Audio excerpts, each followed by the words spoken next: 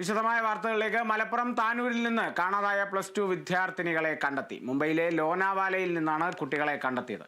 മുംബൈ ചെന്നൈ എഗ്മോർ ട്രെയിനിൽ യാത്ര ചെയ്യുകയായിരുന്നു. പെൺകുട്ടികളെ പൂനെ റെയിൽവേ സ്റ്റേഷനിൽ എത്തിച്ചു. രാവിലെ താനൂർ പോലീസിന് കൈമാറും. വിവരങ്ങളുമായി രഞ്ജിൽ രാജ് ചേരുന്നു.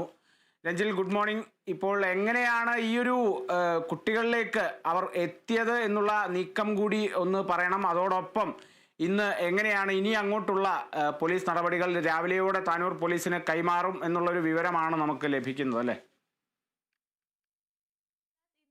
ഇന്ന് പുലർച്ചെ 1:45 കുട്ടികളെ ഈ ഒരു പൂനെ റെയിൽവേ സ്റ്റേഷനിൽ വെച്ച് കണ്ടെത്തിയത്. ലോനാവാലയിൽ നിന്ന് കണ്ടെത്തിയത്. RPF സംഘമാണ് കുട്ടികളെ ഈ ഒരു റെയിൽവേ സ്റ്റേഷനിൽ വെച്ച് കണ്ടെത്തിയത്. തുടർന്ന് RPFന്റെ കസ്റ്റഡിയിൽ എടുക്കുകയായിരുന്നു. അതായത് കുട്ടികളെ സുരക്ഷിതമായി RPFന്റെ ഓഫീസിലേക്ക് മാറ്റി. ഇന്ന് രാവിലെ ഇവിടെ നിന്ന് കേരളത്തിൽ നിന്ന് മലപ്പുറം താനൂർ പോലീസ് മുംബൈയിലേക്ക് പുറപ്പെട്ടിട്ടുണ്ട്. 6:30 ഫ്ലൈറ്റിനാണ് അവർ മുംബൈയിലേക്ക് പുറപ്പെട്ടിരിക്കുന്നത്. തുടർന്ന് അവർ ഇന്നൊരു ഉച്ചയോടെ 12:30 പൂനെയിൽ എത്തിച്ചേരാൻ സാധിക്കും. അതോടുകൂടി ഇവരെ കുട്ടികളെ താനൂർ പോലീസിന് കൈമാറുമെന്നാണ് ഇപ്പോൾ ലഭിക്കുന്ന വിവരം. നിലവിൽ കുട്ടികളെ കാണാണ്ടായിട്ട് 48 മണിക്കൂർ കഴിഞ്ഞതിന് ശേഷമാണ് കുട്ടികളെ കണ്ടെത്തുന്നത്. നമുക്കറിയാം, ബുധനാഴ്ച ഉച്ചയോടുകൂടി പരീക്ഷയ്ക്ക് എന്ന് പറഞ്ഞ് വീട്ടിൽ നിന്ന് ഇറങ്ങിയ കുട്ടികളെ കാണാതാവുകയായിരുന്നു. തുടർന്ന് നടത്തിയ അന്വേഷണത്തിലാണ് കുട്ടികളെ മുംബൈയിൽ നിന്നും ഇന്ന് പുലർച്ചെ കണ്ടെത്തിയത്.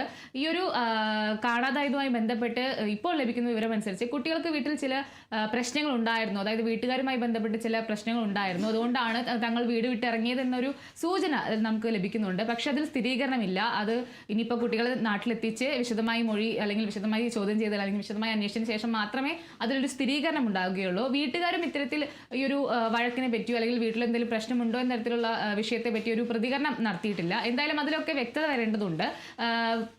ബുധനാഴ്ച ഉച്ചയോടുകൂടി എക്സാമിന് എന്ന് പറഞ്ഞ് വീട്ടിൽ നിന്ന് ഇറങ്ങിയ കുട്ടികൾ അവിടുന്ന് നേരെ കോഴിക്കോട് റെയിൽവേ സ്റ്റേഷനിലേക്കും അവിടുന്ന് നേരെ മുംബൈയിലേക്കും യാത്ര ചെയ്യുകയായിരുന്നു. തുടർന്ന് മുംബൈയിൽ നിന്ന് പൂനെയിലെ ലോനാവാലയിലാണ് കുട്ടികൾ ഇന്നലെ ഇറങ്ങിയത്. ഈ ഒരു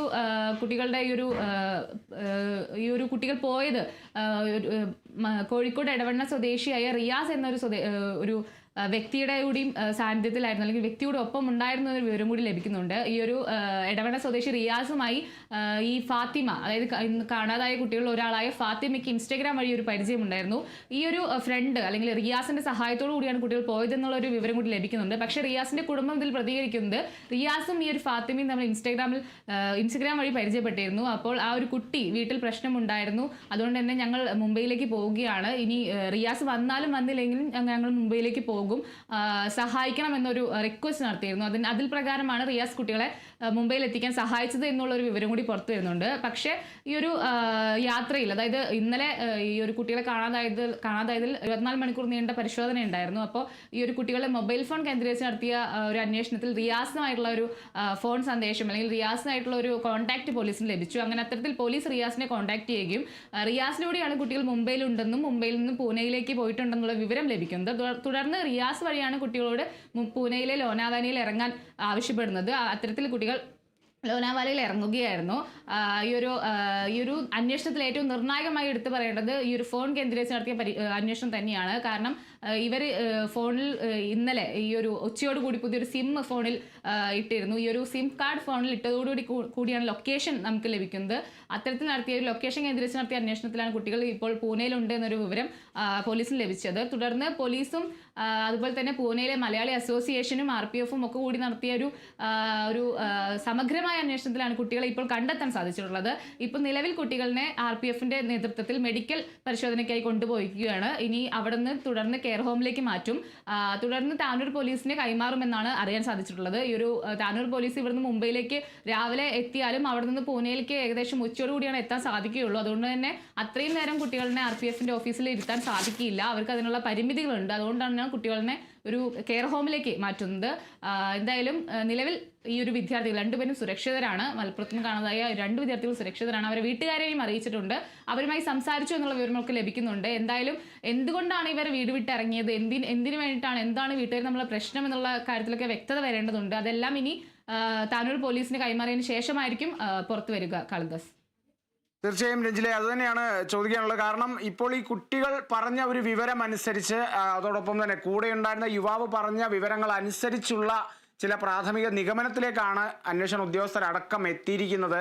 ഈ യുവാവിനെ കേന്ദ്രീകരിച്ചും അതോടൊപ്പം ഇതിന് പിന്നിലെ പെൺകുട്ടികൾ പോകാനുണ്ടായ കാരണവും കേന്ദ്രീകരിച്ച് കൂടുതൽ അന്വേഷണം വ്യാപിപ്പിക്കും എന്നുള്ള കാര്യത്തിൽ സംശയമില്ല എന്ന് തന്നെ പറയാം അല്ലേ?